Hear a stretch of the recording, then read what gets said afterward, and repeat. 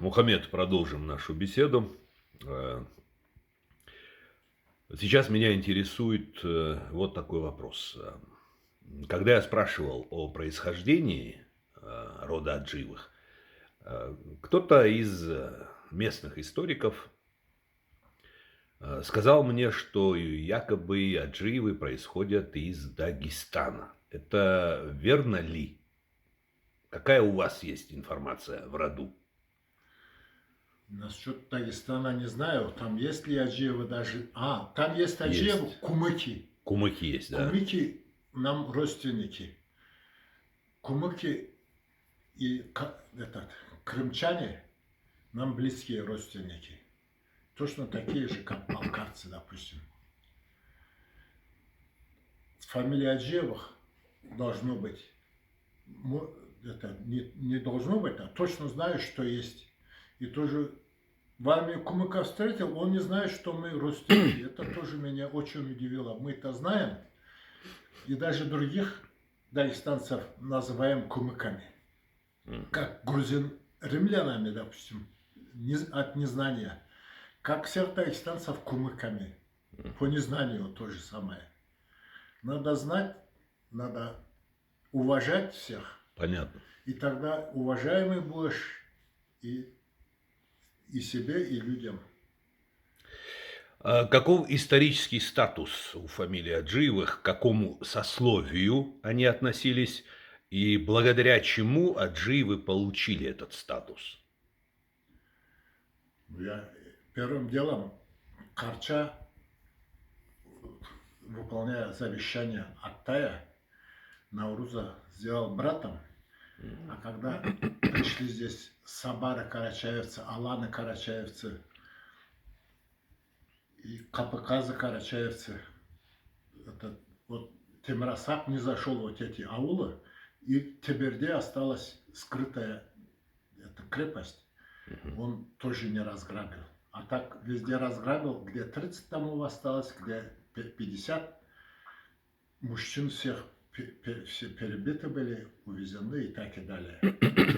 Вот Карчаева поставил казием, военачальником, то есть. Это княжеская должность, но мы князьями не были. Если это потомстве были еще казии, тогда княжеский титул могли нам дать. А так мы княжеского титула не получили. Мы сырмаюзден. Понятно. Честь. Чистые уздени. Честь. Имеющие честь, да? Сырма это, по-моему... Сыр, честь. Именно от слова честь идет. Да. Понял. Сырма другое значение имеет? Имеет. Сырма это зигзагообразное это шитье такое. Ага, понял. На этих платках шили. Через наш шелковый путь одна ветка.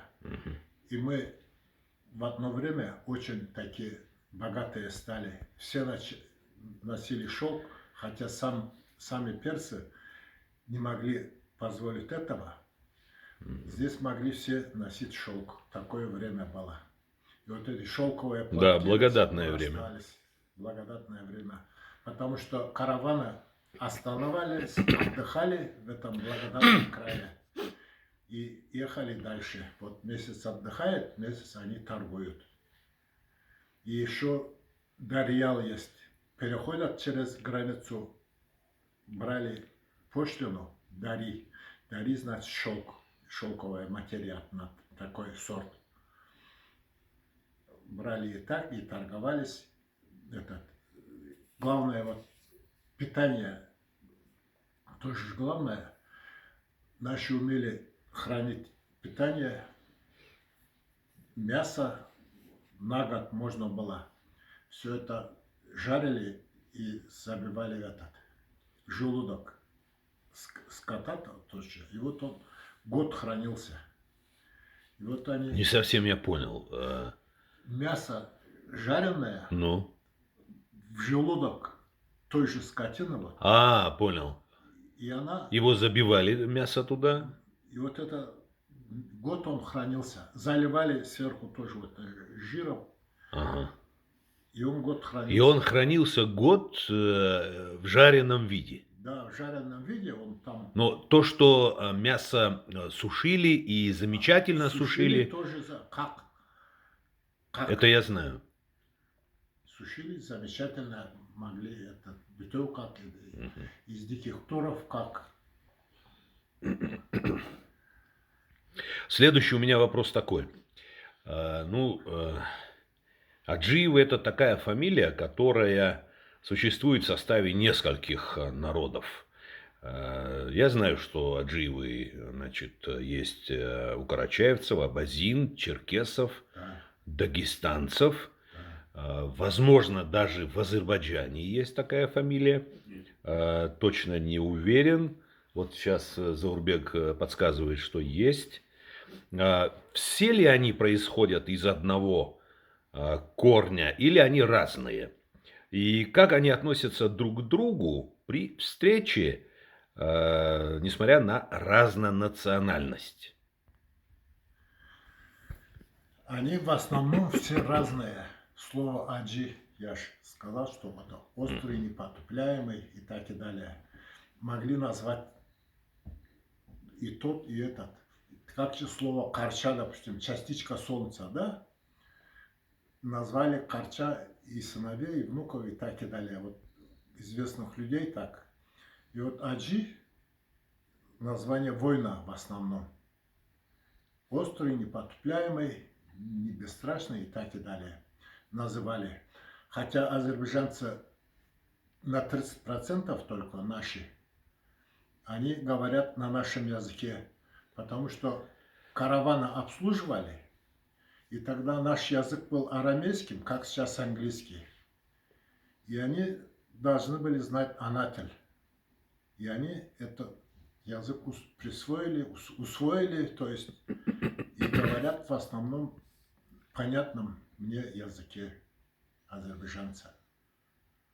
Хотя там тоже разные народы, но в основном персы. В общем, я Иранские персы. понимаю так, что аджиевы, например, Ага. абазины, аджиевы, Ну, черкесы, они к вам не имеют никакого отношения, да? так, отношение дружеское мы имеем. Естественно. Вместе А работаем, родственные допустим, отношения есть? родственных отношений нету, Нету. но у нас, допустим, сосед родственник, одна фамилия с родственник, и до седьмого поколения тоже родственник.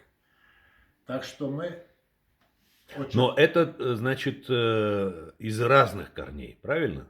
из разных корней, но я Все понял. встречался с Аджиевым по работе. Это нормальные люди были. А Мазинка была Аджиева тоже очень дружеские, братские отношения имели. Мгм. Не враждуем, короче. А есть еще и нагайцы, кажется. Аджиева нагайцы тоже есть. Ох, точно не могу. Узденова есть, а Аджиева точно не могу. А знают ли карачаевские аджиевы свою гаплогруппу? Сделал ли кто-нибудь из аджиевых карачаевцев ДНК-анализ? И если да, то каковы результаты? Я не могу знать. Не Я можешь знать. не в курсе этого. Хорошо.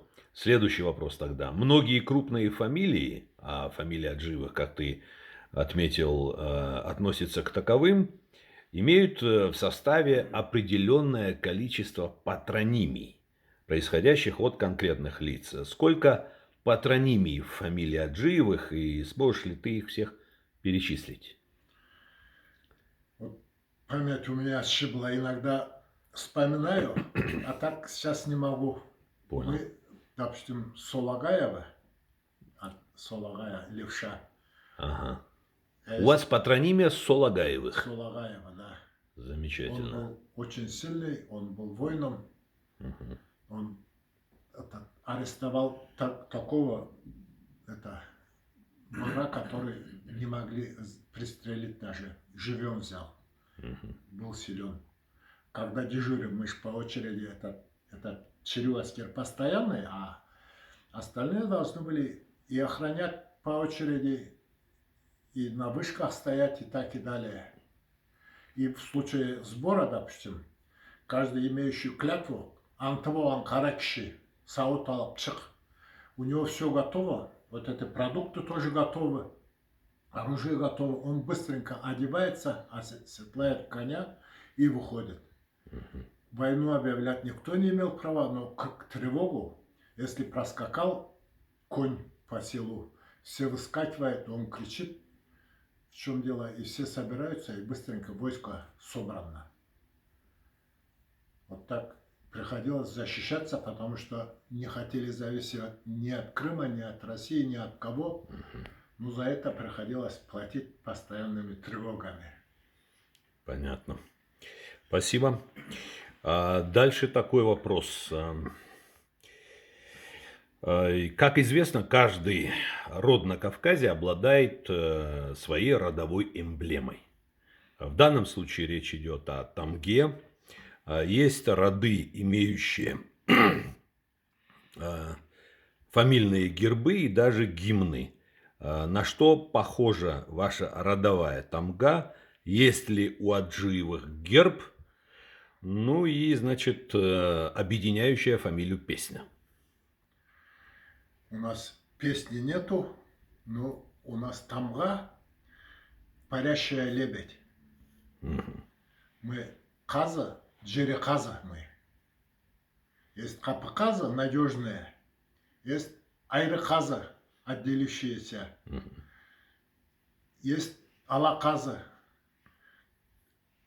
пестрые, нечистый род, допустим, разные там народы, и гагаузы там, и так и далее, да.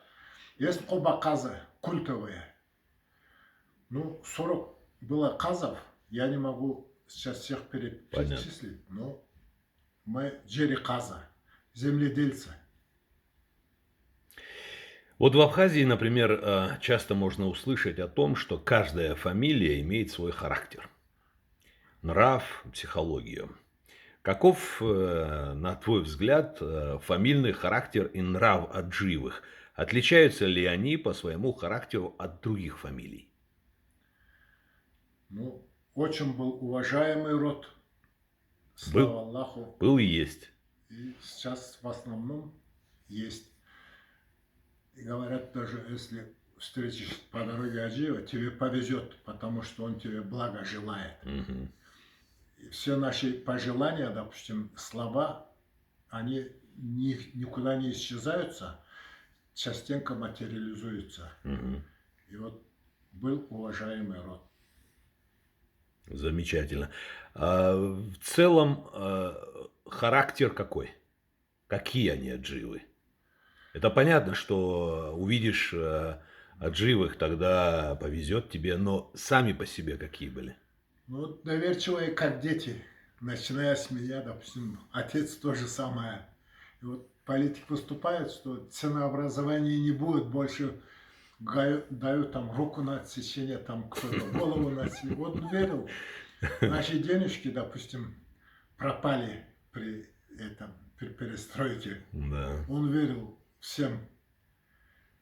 И он прощал всем врагам и так и далее. Я не совсем такой, я немножко грубый, жесткий, прямой. Чуть злопамятный? Чуть злопамятный. Это мой отец говорил, значит, вот так. Я, говорит, у меня память хорошая, говорит. Я не злопамятный, но я злой, и память у меня хорошая, говорит. Шутка. Каковы аджиевские девушки, женщины? Какой у них характер? Как они ведут семью? Во-первых, отличаются стройностью, ростом. А во-вторых, это частенько верховодят в семье. Даже так. И семьи создают, слава Богу, воспитывают детей тоже, слава Богу, нормальными людьми. Мухаммад, дорогой, если представить уровень счастья по 10-бальной шкале, то как ты представляешь свою жизнь и судьбу, дарованную Богом? Сколь ты счастлив по рождению и жизни? Я спрашиваю об этом не из простого любопытства. Знаю о той трагедии депортации карачаевского народа, которая, не заживающей болью, остается вашей национальной историей. Поэтому насколько счастливо сложилась твоя жизнь? Ну, я поставлю 9 баллов, исключу вот это из-за того, что родился в Азии. Я, допустим, по здоровью не такой, как тауда өскен тау кебек, түзде өскен жау кебек. Немного хилым вырос немного. Но мне повезло в жизни. Это сестра отца, тетя моя. Муж не вернулся с войны, сыночек погиб, и она меня взяла, каждый день купала, сильно учила всему жизни, уму, разуму, все рассказывала. От того, что я много знаю, это от него.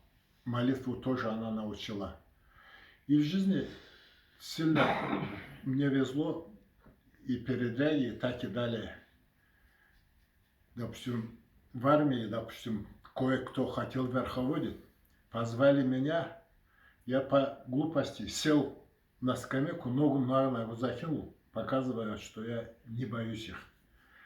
Но, слава Богу, двое сзади, один карачаевец и один с Украины, Сырмат, они сзади подошли и дали мне приготовленный булыжник большой и блин со штанги. Они предотвратили это. Потом мы вместе, короче, отбились ото всех. Вот, что им это покалечили бы, если бы не убили? Мне тоже повезло. А так и в аварию попадал, уснул за рулем, допустим. Пьяный трактор раздавил мою машинку, которая 27 лет ездила без аварии, без ничего. Пьяный тракторист, да? Пьяный трактор, короче. А. И тракторист, и пассажир, и Понятно. сам трактор был пьяный. И света не было, и Да. все такое. Значит, 9 баллов. Это хорошо. Замечательно. Мне повезло в жизни. И с друзьями, и с родней, и с семьей. Слава Аллаху. Кстати, численность семьи, кто у тебя? Жена, как зовут, как фамилия? Ну, она, Девичья. девичья фамилия Быттаева, они с ханского рода, Аппихан. Боттаева? Бытта, Быттаева. да. Ага, понял, слышал. Как раз Карчу позвали вот это потомки Аппихана. И они не претендовали на ханскую должность. Карчатовский тоже ханский сын. Они не претендуя позвали Карчу. А потом, когда Карча умер, они выбрали это, зятя Карчи, Крымшаухалова. Сонгмай выбрал этот Сайларбия. То есть порекомендовал, а он сам не мог назначить. Должны были все эти 10 человек были законодатели, они тоже согласовывались, а потом спрашивали у народа. Народ дал одобрение. Горошаха был Кюрдуле. Все были за. Вот так вот. Судей мы выбирали сами, князей выбирали сами, то есть исполнителей князей. И вот всех не купишь, когда народ сам судит. И был у нас налатташ, человека привязывали к камню, лежащему сидя. И кто считал неверным, плевал в лицо. После этого человеку жить в этом месте невозможно было. Да. И был Карабагана, привязали к столбу стоя, и кто считает виновным, бросает камень. Если на 3 дня человек умирал, если на день, на 2, там судьи-то вешают. Вот так вот жестоко все было, Жестоко, да. Был Салым Чымыртазак, специальный полицейский исполнитель. Это вот в Карачаевском обществе все Да, это. в Карачаевском острове Батага. Традиционно все так происходило, да? Вот это слово Батага, вот это Батаги. площадь такая Ага. специальная. Судьи считают его виновным, его вывесили. А народ, кто считает виновным, бросает камень и бьет палкой, кто чем может. Смертной казни не было? Вот как Смертная таковой? казнь раньше была, а вот при Карча уже сделал это, вот это, выборные эти, все, Мгм. смертной казни не было. А так раньше было, предателя на кусочки рубили, чтобы он не возродился. Мгм. Религия была другая, считали, что он на кусочки изрубят это. Абсрат, предавшую честь, шкуру собирали, подвешивали на дерево. Мгм. И шкура сохла, и он там задыхался, погибал.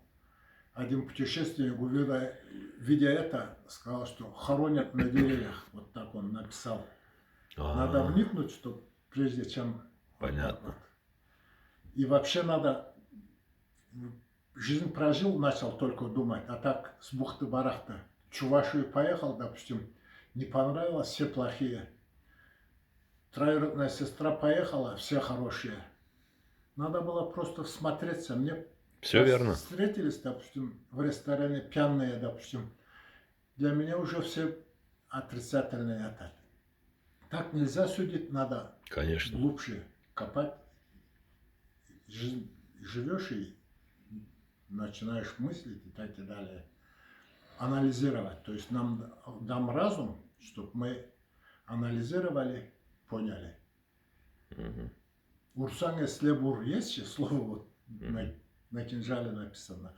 И слово кинжал это плата за кровь означает слово. Плата за кровь. Мгм. Первым вытаскивать это позор. Если вытащил, ты должен защищаться.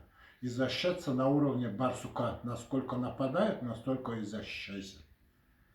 Вот такой этикет был хороший.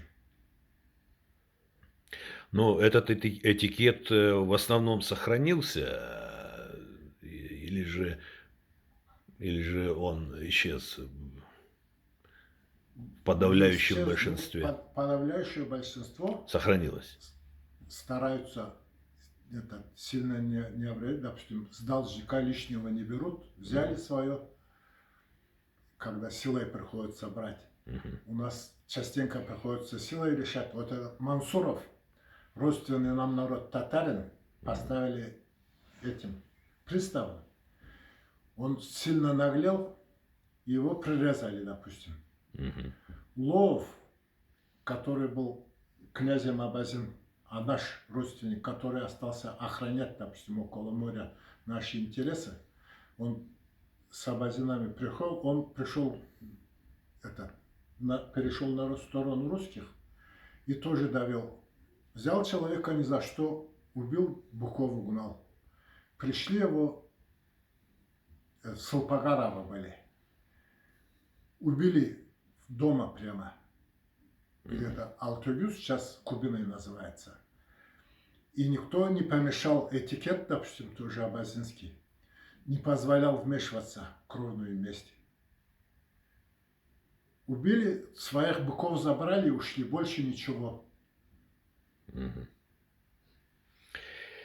Мухаммад, я уверен, что ты знаешь и слышал немало трагических историй, связанных с депортацией.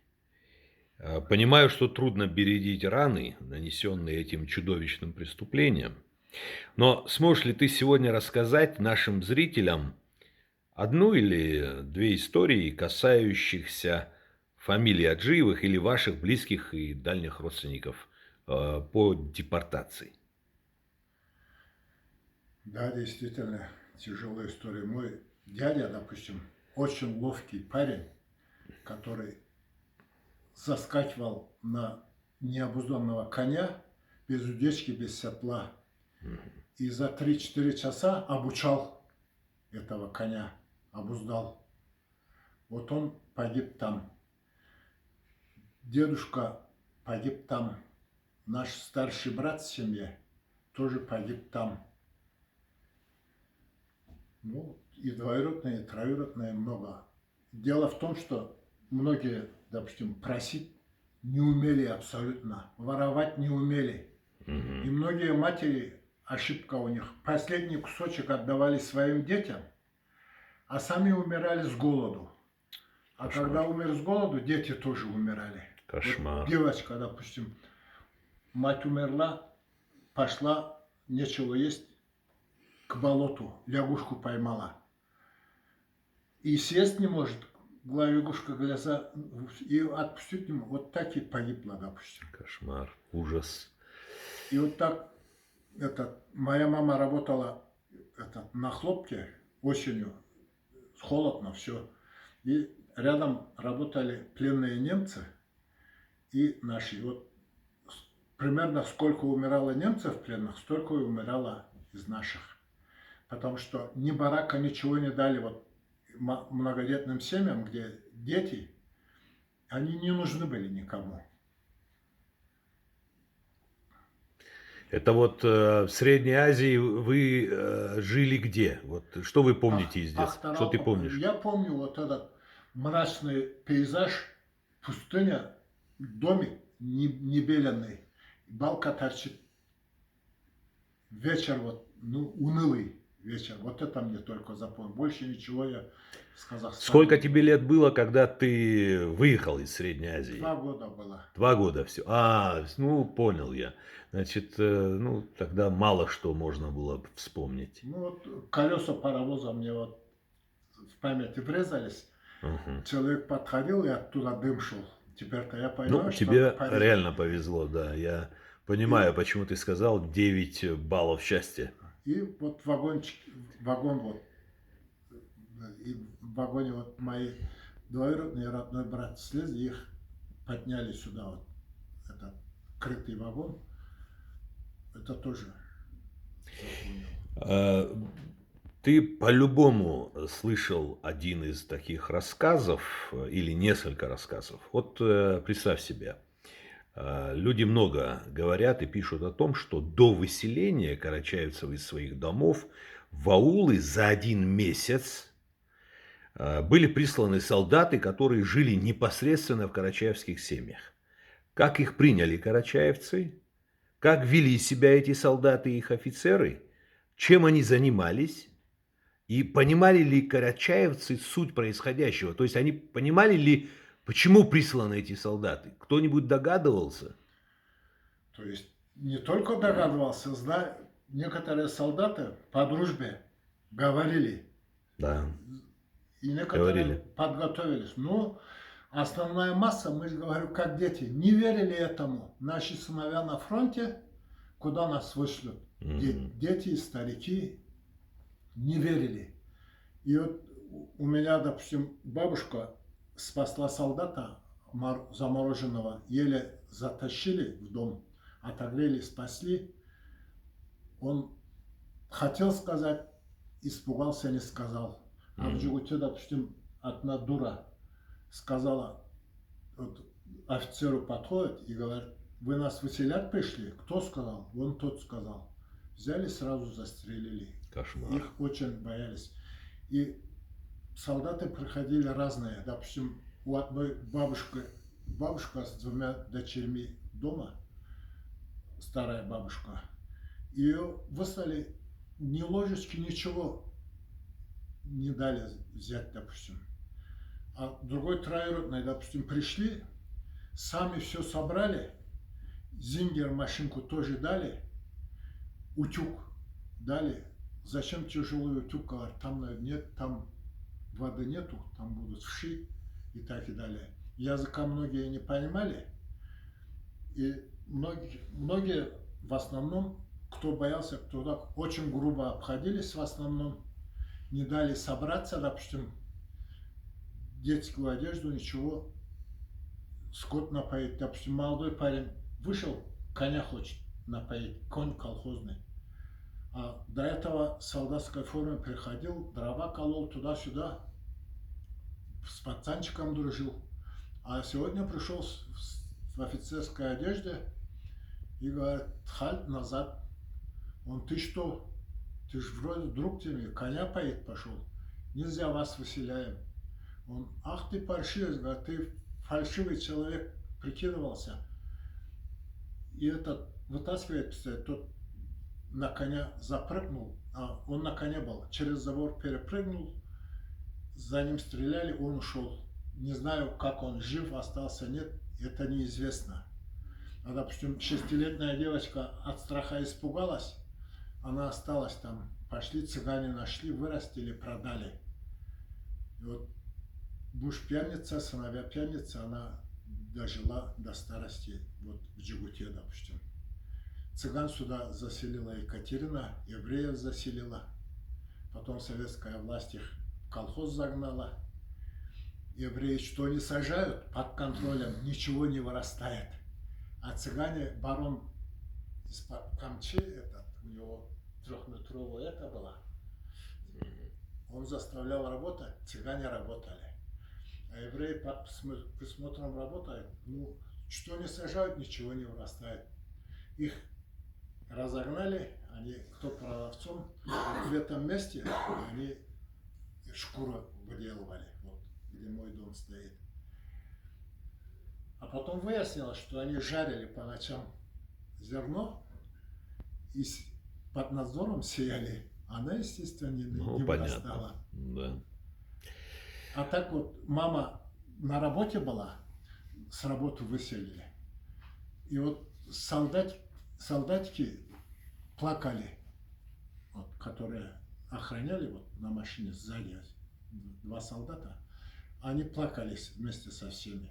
Разный был народ. И был герой, хотя нагайцев героями не считают, лучших их перебили когда-то. Начальник станции на час остановил поезд. Тормозные колодки надо менять, а то опрокинется, сказал. И вот за этот час хлеб передали там. Понятно. Одежду передали нагайца. Его за это расстреляли. Допустим, болгарца выселяли, там Сорокин был. С войны вернулся без руки. И он грустный, держа шапку в руке, стоял пасмурный. Его тоже расстреляли. И это... За сочувствие. За сочувствие, то есть сочувствие равно соучастию. Вот так, такое слово. Вы знаете, ты знаешь, брат мой, когда я думаю о трагедии карачаевского народа, балкарского, чеченцев, ингушей, я не могу просто так равнодушно относиться к культу личности Сталина, к советскому строю тогдашних времен. Я проклинаю это все время. Это ужасное, страшное время. И эти люди, вот, я не могу допускать и мысли, и вообще слушать кого-то не хочу, которые обожествляют этих людей, которые хвалят этих людей, их время и так далее. Это были дьяволы во плоти, и нет им прощения, несмотря на годы. Некрасов четко сказал, я не поэт, я по Некрасову сказал. Люди холопского звания – сущие псы иногда. Чем тяжелее наказание, тем милее господа. Отлично сказано. Прямо в точку. Спасибо. Сейчас 34 минуты мы, беседовали, поэтому небольшую паузу сделаем и продолжим потом.